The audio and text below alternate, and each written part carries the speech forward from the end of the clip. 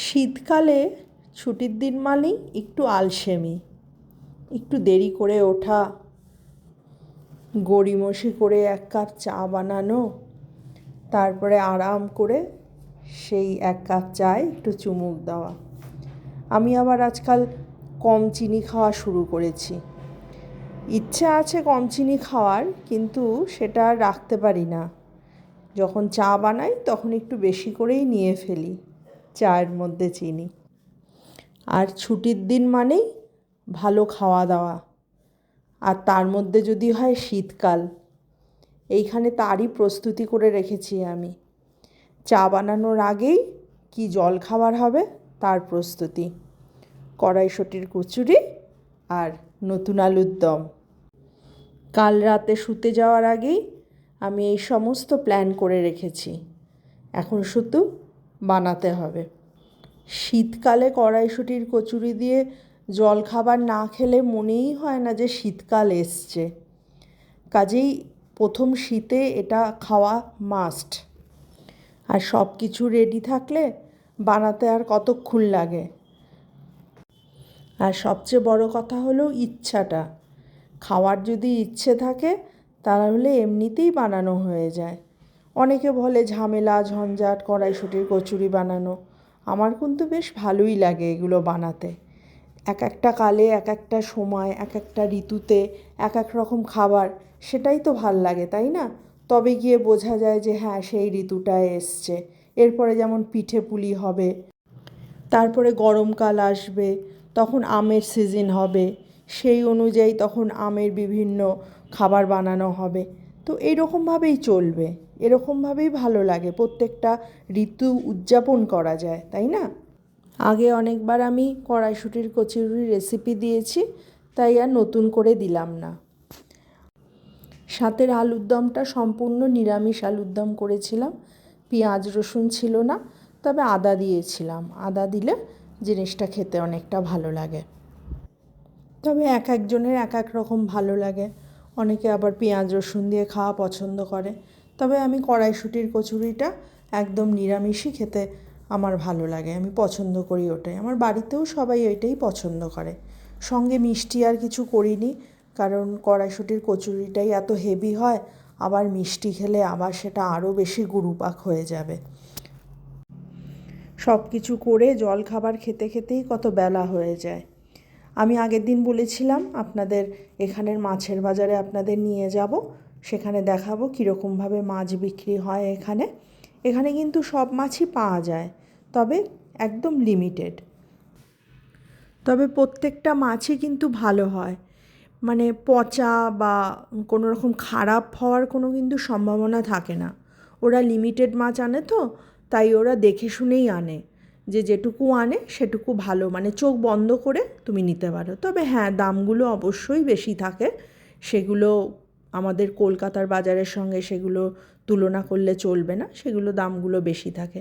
তবে হ্যাঁ, এত দূরে থেকে সেই সমস্ত মনের মতো মাছ আমরা যে পাচ্ছি, এটাই আমাদের জন্য যথেষ্ট। ওরা একদম কেটে ধুয়ে পরিষ্কার করে দেয়, সেসব নিয়ে কোনো চিন্তা থাকে না। বড় মাছ বলো আর ছোট মাছ, সবই ওরা কেটে ধুয়ে দেয়। যে কোনো ছোট মাছ, সেগুলো এই নয় যে ছোট মাছ বলে কাটবো না, তা কিন্তু নয়। ওরা প্রত্যেকটা মাছ কেটে ধুয়ে পরিষ্কার করে দেয়। আজকে একটু ইলিশ নিলাম, ইলিশ ভালো পেলাম তাই। মানে এখানে কেমন হয়, এখানে হয়তো বর্ষাকালে হয়তো যে যখন দেখছি যে কলকাতার বাজারে প্রচুর ইলিশ ঘুরছে, এখানে হয়তো বললো না বৌদি এখনও ইলিশ আসেনি, মানে এখানে আস্তে আস্তে একটু টাইমটা নেয়। তো এখন দেখলাম কোথা থেকে সব বের করে এনেছে ইলিশ মাছ, বেশ ভালো ইলিশই রয়েছে এবং তার স্বাদও আছে কিন্তু ইলিশগুলোর। তাই ইলিশটা পেয়ে গেলাম একটু, ইলিশটা নিলাম আর একটা বোয়াল নিলাম। বোয়ালটায় দেখলাম বেশ ভালো ডিম রয়েছে, তা ডিমটা দেখে আমার একটু লোভ হলো, ভাবলাম যে ডিমটা দিয়ে একটা কিছু ভালো প্রিপারেশন করা যাবে।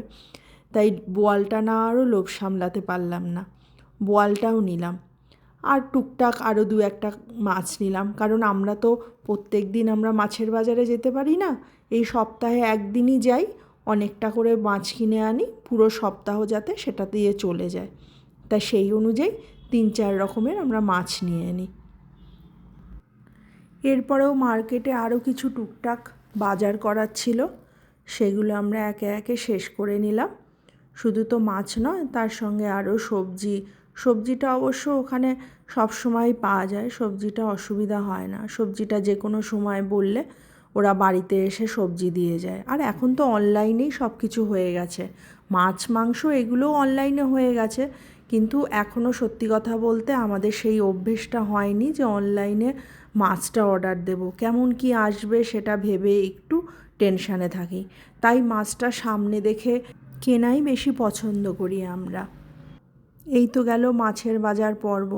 সারা সপ্তাহের জন্য এবার খানিকটা নিশ্চিন্ত হওয়া যাবে, যে মাছ কেনার বাজার করার যে হেডেক, সেটা থেকে এক সপ্তাহের জন্য আমাদের মুক্তি। আবার পরের সপ্তাহে হয়তো আসবো এই মাছের বাজারে, তখন আবার অন্য মাছ কিনে নিয়ে যাব এখান থেকে। এছাড়া সারা সপ্তাহে তো আর সময় পাওয়া যায় না। তো রাত্রিরে আজকে খাবারে খুব সিম্পল খাবার করেছিলাম, এবং আমার সবচেয়ে পছন্দের খাবার যেটা কি বলুন তো, আলু ভাতে আর ডিম সিদ্ধ, সঙ্গে মাছ ভাজা। এর থেকে ভালো খাবার কোনো 5 স্টার হোটেলেও পাওয়া যায় না। সত্যি কথা, আমার কিন্তু এই খাবার দিলে আমার এক থালা ভাত খাওয়া হয়ে যায়। শীতের রাত, গরম গরম ভাত, তার সঙ্গে একটু ঘি, আলু ভাতে ঝাল করে লঙ্কা, অবশ্যই ঝাল করে লঙ্কা দিয়ে মাখা আলু ভাতে, তার সঙ্গে ডিম সিদ্ধ আর গরম গরম কড়কড়ে মাছ ভাজা।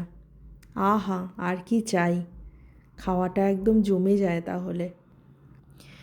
আপনারা রাত্রে ডিনারে কি খেলেন জানাবেন কিন্তু, আর আমার ভিডিওগুলো কেমন লাগছে অবশ্যই জানাবেন। ভালো লাগলে একটা সাবস্ক্রাইব করে দেবেন, লাইক কমেন্টস করবেন, আর সবাই খুব ভালো থাকবেন। শীতকাল আপনাদের কেমন কাটছে সেটা অবশ্যই জানাবেন। টাটা।